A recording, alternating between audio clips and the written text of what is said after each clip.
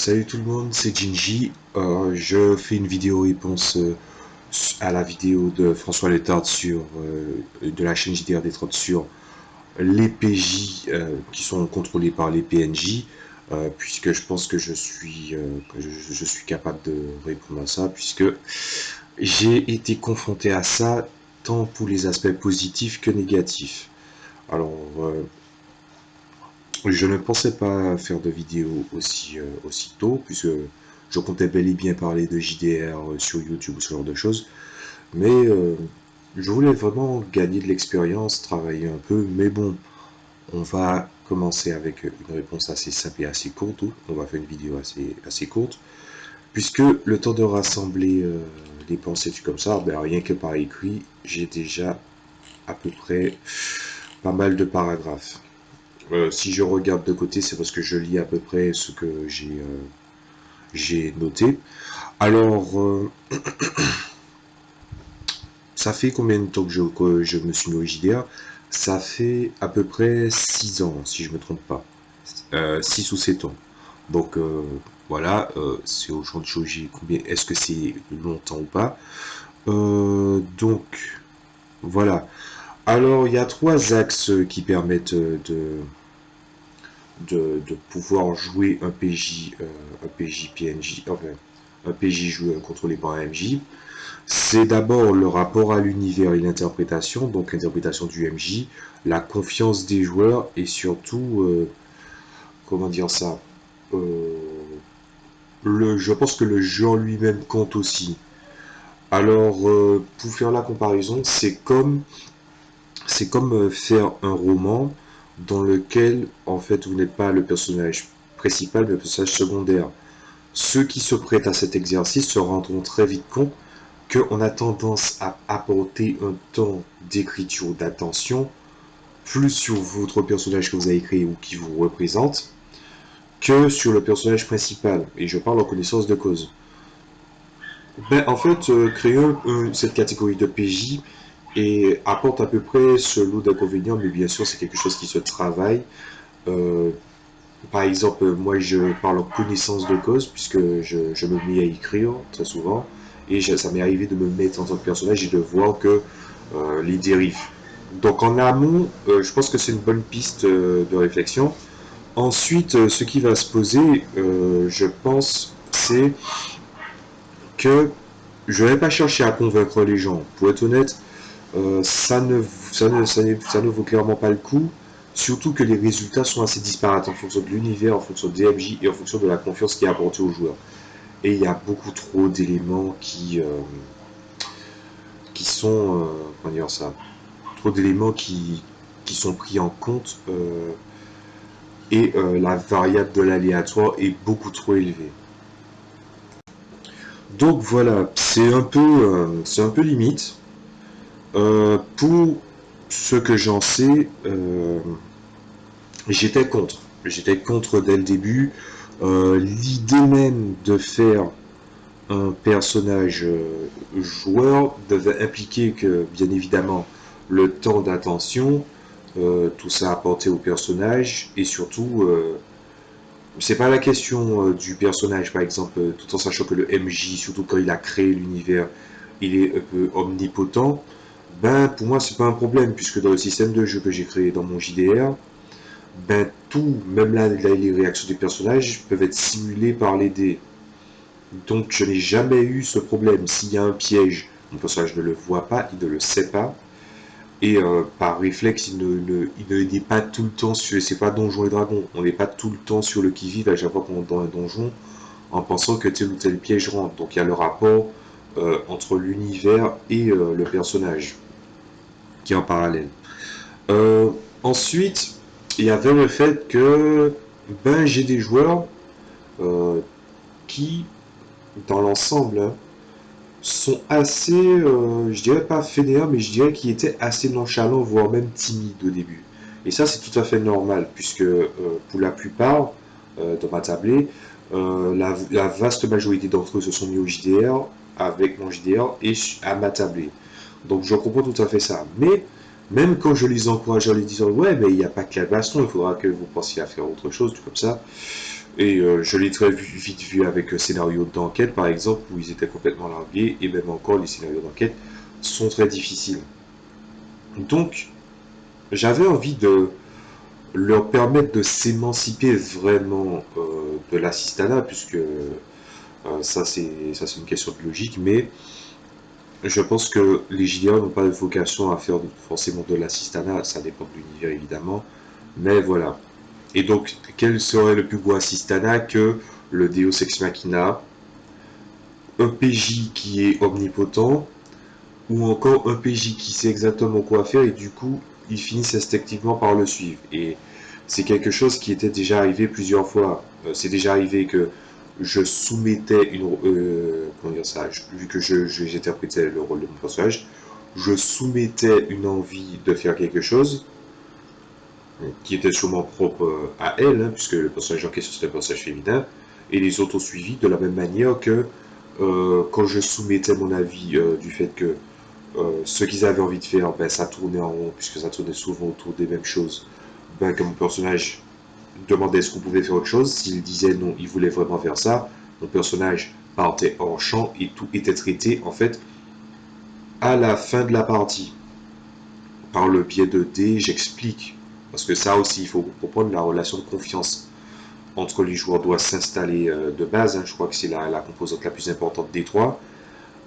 C'est qu'il faut mettre un climat de confiance. Et quel est le meilleur climat de confiance qu'expliquer les jets de dés et comment ça fonctionne. Donc du coup, j'ai jamais eu vraiment de problème quant à mon interprétation avec l'univers. Que ce soit pour ça, pour le JDR que j'ai créé, ou que ce soit pour Warhammer, ou bien d'autres JDR que j'ai testés.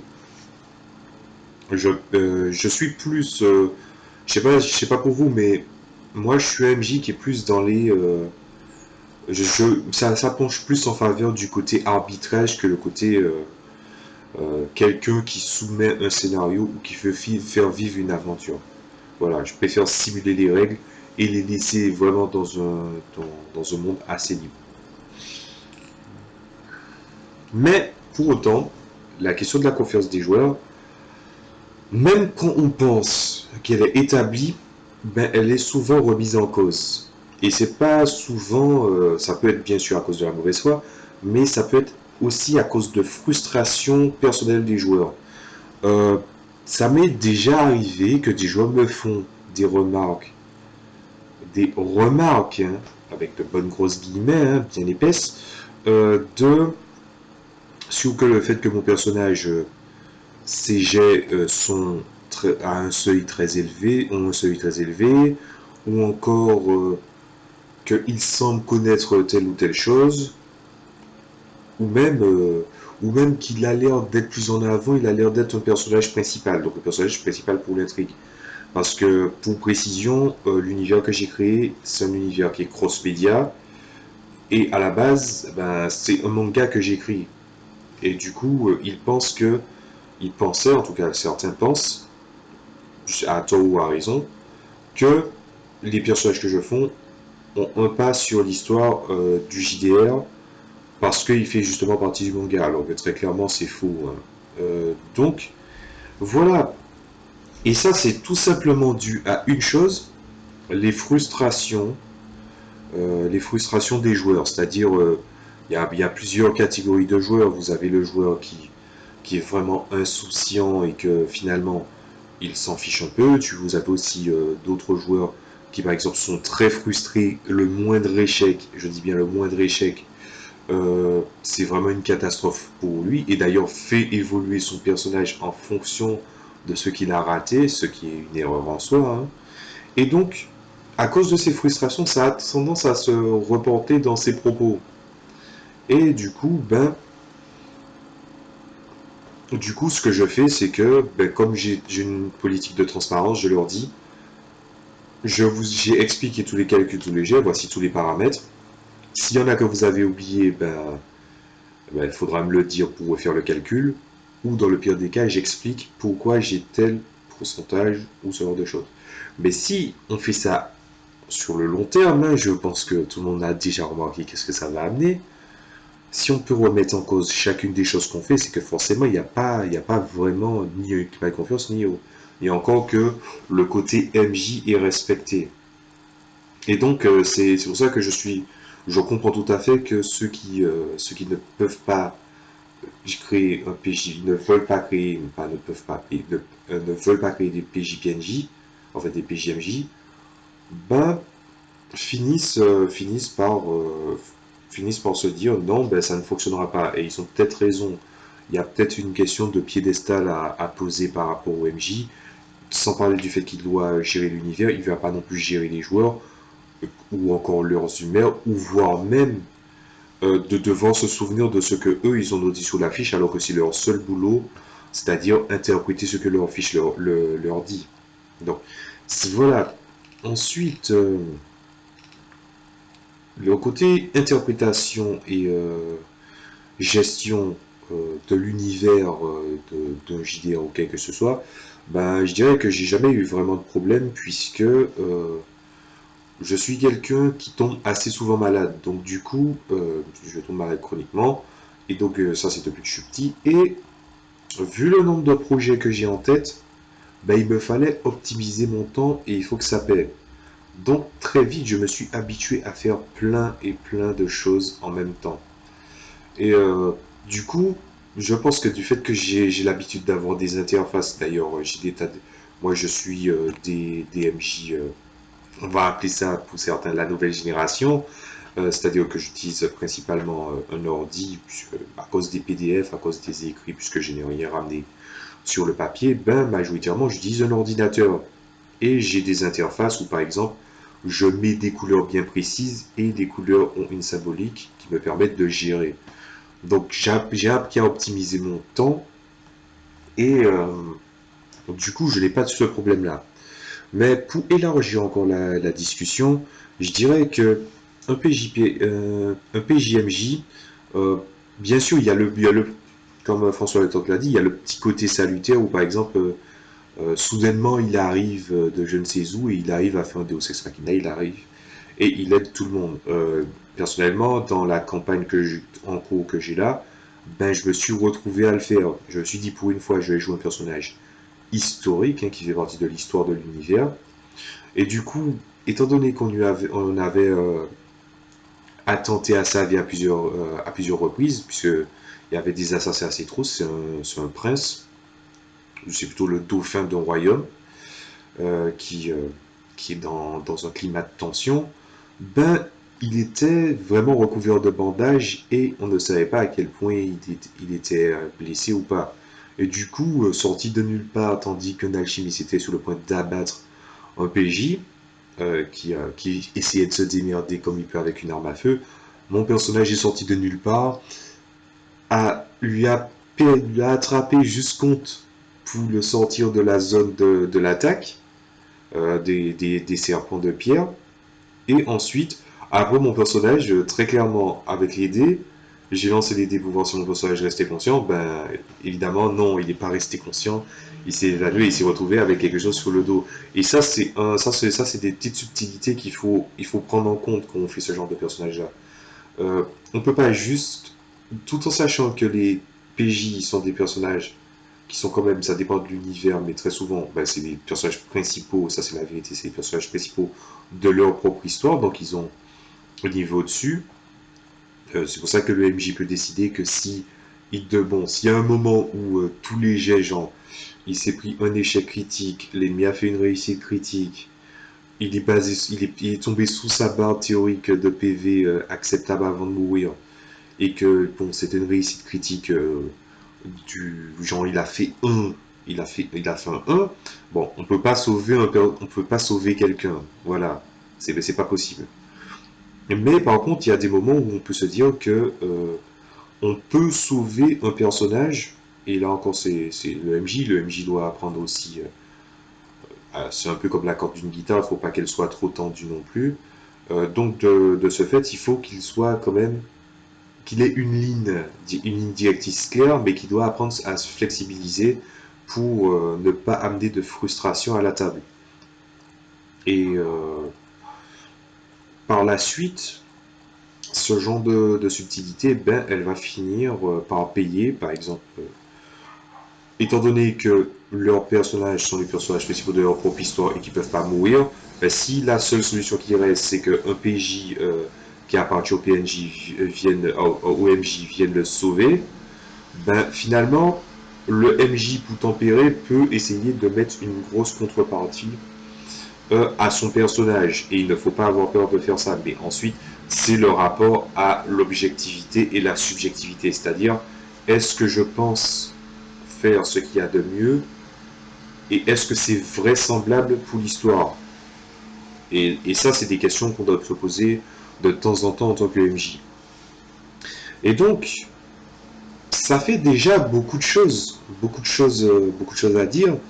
Et du coup, pour arriver à la conclusion, je pense que oui, on peut faire un personnage pour le MJ, hein, bien sûr, ou interpréter le PJ d'un joueur, surtout si on les connaît bien, en fait. Euh, c'est un truc, je dirais que c'est une expérience à tenter. Même si c'est pendant 3 scénars et puis après votre personnage il disparaît. Essayez, vous allez voir, je pense que ça va être intéressant. Après, bien sûr, comme je l'ai dit, ça dépend de l'univers, ça dépend aussi, euh, ça dépend aussi de la confiance que les joueurs placent envers vous. Mais après, je pense que c'est un peu comme le contrat social fait entre tous les joueurs. Faut expliquer de bout en bout comment vous fonctionnez et de quelle façon ça se tient.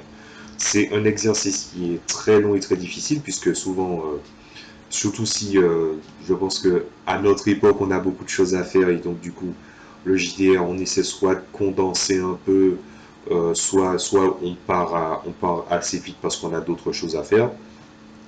Ben après, après ça, il est difficile de faire des rapports de partie ou de poser un contrat social. Mais c'est quelque chose qui vaut le coup d'être fait. Mais ensuite, côté défaut, je pense encore une fois que ça dépend du niveau du MJ, mais aussi de l'univers. J'ai l'impression de me répéter, mais je voulais quand même rentrer plus en détail. Par exemple, je vois mal un MJ, personnellement, avoir un PJ de genre d'univers vraiment étoffé avec des règles très, très spéciales, du genre Donjons et Dragons, Pathfinder. Je pense que déjà créer souvent un personnage peut être assez fastidieux, ben on ne peut pas, le MJ peut pas trop compter là-dessus. Et surtout, euh, je dirais que ça dépend aussi de l'envie du MJ. Il y a des MJ qui préfèrent créer et il y a des MJ qui préfèrent vivre un peu l'aventure en même temps que les joueurs. Sauf que ça dépend aussi de sa capacité à créer un scénario qui arrive à le surprendre. C'est-à-dire avec de non pas plusieurs toboggans, mais vraiment une démarche assez large, mais quand même maîtrisée. C'est-à-dire qu'on a déjà anticipé certaines choses. Et tout en sachant que ça dépend du personnage, mais il vaudrait mieux, ça dépend de la personne, mais tout en sachant que près de 60% des scénarios, surtout ceux qui écrivent beaucoup de scénarios, tout en sachant que 60% de ce qu'on écrit en tant que scénario peut tomber à la poubelle à cause d'une action, donc non, ça vaut peut-être pas le coup. Donc je sais pas si j'ai réussi à vous convaincre ou pas, mais dans l'ensemble, je dirais, c'est une expérience à tenter, mais c'est pas tout dans tous les univers et surtout ça dépend de vos joueurs.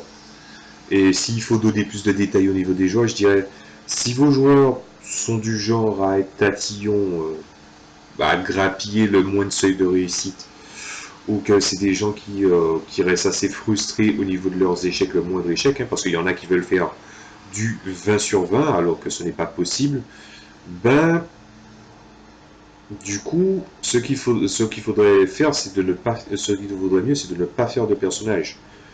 Parce que moi, j'ai déjà eu la remarque assassine. Ah oui, mais tous les personnages non joueurs que tu présentes, et là je n'avais même pas encore mon PJ, hein, tous les personnages non joueurs que tu me présentes, ou que tu nous présentes, ben en fait, on a l'impression ils ont joué à un meilleur jeu que nous. Qui sont dans l'univers, ils ont un vécu plus étoffé, voilà, je veux dire, si votre univers est bien fait, il est logique que forcément vous PJ qui venez d'arriver, qui avez peut-être écrit, je sais pas, deux trois pages de scénar, bah oui, deux trois pages de scénar contre quelqu'un où le MJ a peut-être travaillé sur toute la vie du personnage, ou qui peut le faire en quelques secondes, bah oui, ça va peser, mais ce que les PNJ sont ce qu'ils sont. Ce sont des PNJ, les héros, c'est vous. S'il y a une question de complexe, s'il y a le problème du complexe d'infériorité, ce genre de choses-là, vaudrait mieux pas que le MJ fasse un personnage joueur. Surtout pas. Mais après, si vous voulez amener une pédagogie, ça c'est une petite astuce que je donne, mais si vous voulez amener une certaine pédagogie au niveau de l'intégration des règles de votre univers, vous faites un personnage au début, et puis bon, comme dans certains romans ou trucs comme ça, ben, il finit par mourir, et ça débouche sur le scénario, et ça sera le tutoriel du jeu, suivi du tutoriel des scénarios à venir. Et là, ça règle. Donc, je dirais que, étant donné que j'ai été des deux côtés et que, personnellement, moi, je n'ai plus aucun problème concernant le fait d'interpréter mes personnages, et surtout de régler, bah, je dirais c'est à tester. Et pour ceux qui sont vraiment convaincus qu'il vaudrait mieux pas le faire, surtout après tout ce que je viens de dire, ben ouais, ne le faites pas. Vous verrez que en fait, vous serez encore plus dégoûté à l'idée de voir, puisque ça fait partie aussi des risques. Vous serez dégoûté de vous rendre compte que peut-être euh, ça va révéler quelque chose, c'est obligatoire. Ça va révéler la confiance que les PJ ont de vous. Et des fois, il vaudrait mieux que vous ne le sachiez pas, parce que ça peut peser sur votre mastering. Ben voilà, ben écoutez, c'est un exercice assez intéressant, moi je trouve que c'est pas mal. Je pense que je vais peut-être le faire une fois de temps en temps, et puis je vous dis salut à tous, à la prochaine fois.